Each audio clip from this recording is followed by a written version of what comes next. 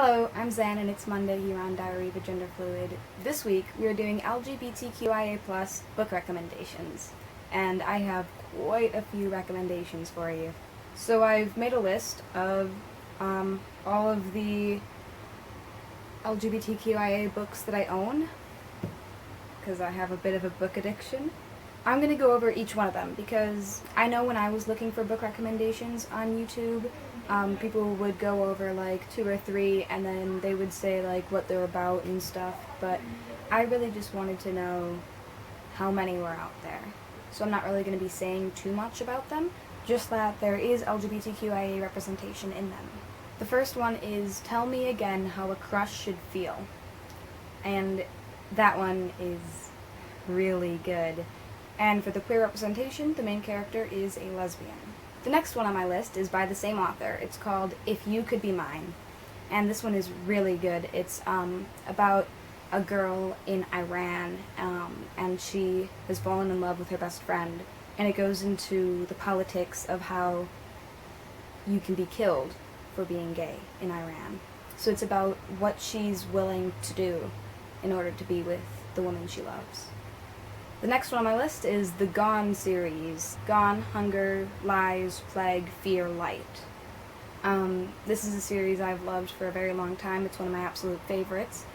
I've been meaning to go back and reread it because I know that there is LGBTQIA representation in it, but I was not totally tuned into it at the time that I was reading it since I was a kid.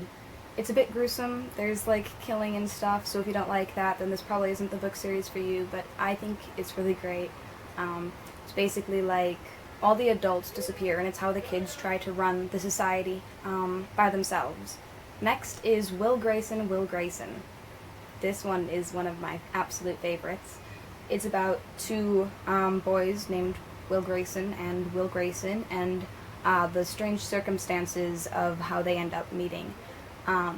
There is a lot of representation in this. One of the 2 Will Graysons is gay, and then the straight Will Grayson's best friend is gay. Then, after Will Grayson, comes Hold Me Closer, which is a companion novel. It's the script that the character Tiny writes about his boyfriends. He writes it in Will Grayson, because he's this big theater guy, and he wants to put on this play, and so this is the actual script that he writes. Next is This Book is Gay. It's a really good book. I'm actually lending it to my mom right now, which is kind of awkward, but she wanted to read it, so that's cool. Basically, on the back of it, it says something about how, there's that joke about when you come out, you get your membership ID card and your handbook, and then it says that, this is the handbook. So it's basically just, it's got some serious topics, and it's got some funny stuff, and it's basically all about LGBTQIA. Next is 2 Boys Kissing. This book is absolutely amazing. I have never seen a perspective like this in a book before. Normally you got first person, second person, third person. This is not written in any of those. The entire book is written in we. And the we is all of the people who died in the AIDS pandemic. And they're looking over the stories of all these different groups of boys. One of the boys is trans, the rest are cisgender, and it's 2 of the boys are trying to break the world record for the longest kiss, which is held by a heterosexual couple, and they think that if they can do it with a gay couple, that it'll bring awareness to their cause, and it's really an interesting book. All the characters are well developed, and it's really great. Another good one is I'll Give You the Sun. Wow, that one was really, really good. It goes back and forth between 2 twins, and when you're reading the twin Noah, who is gay, it's when they're 13, and when you're reading from Jude's perspective, the sister, it's when they're 16, and you have to figure out what happened within those 3 years to make things change so much. And the story is intertwined in so many different ways. It's brilliant. Next is Gracefully Grayson. This one was really, really great. It's about a trans girl, and her name was Grayson, and it's about like how she becomes who she is. Okay, now I'm gonna jump into some graphic novels and comic books. Lumberjanes. This one is absolutely amazing. They've got, oh, how many issues do they have out? So they've got like volume 1 out. Volume 2 is coming out sometime this month, but they also have a lot of the issues out. A lot. I only have up to issue 16, but I'm pretty sure they're up to issue 18 now, I think. But it is amazing.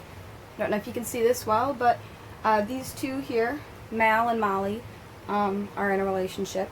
And Joe, we're not certain, but everybody's pretty sure that she's trans. Also, her parents are 2 men.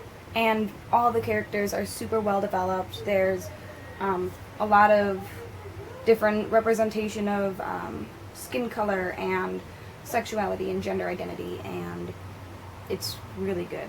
I don't know why I wasn't picking up the books for any of them when I went through the books, but now I'm picking up the comic books. I guess you can tell a lot more by a comic book's cover than you can by a book's, so maybe that's why. The next one is The Legend of Bold Riley. This is just really great. It's about this princess, and she goes off on her own on this journey, and she saves many damsels in distress. She ends up falling in love with this woman who, I don't want to give too much away. It's a great story. Next is drama. I actually just got this graphic novel the other day. It's got some really good illustration. There is a lot of queer representation in this book. It's really wonderful. I would definitely check it out. The next one, I wish it had more representation than it does, but I feel like in the future they're going to be putting more representation in, because it just really seems like something that these artists would be definitely going for. Saga. I have all of the volumes that are out. Let's see if I can find one with the character. Okay. Or 2. So the woman who is shown on both the 3rd and 5th volume, her, she's bisexual. There's also a lot of POC representation in these. It's really wonderful, and I would definitely recommend it. Next, actually, are 2 comics that I have not yet read. The Wicked and the Divine. I've been told that there is a lot of representation in this.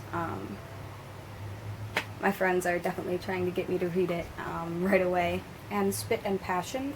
I have not started yet, but it has a lot of... it's basically about this woman's story on her road to coming out. And it's about her path to self-acceptance. Okay, another book that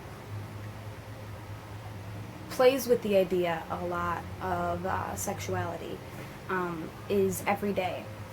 And it's about a person who wakes up in a different body every single day, and this person falls in love with a girl. And it's about like how they're trying to get the girl to understand that they're always the same person, even if they're changing what they look like.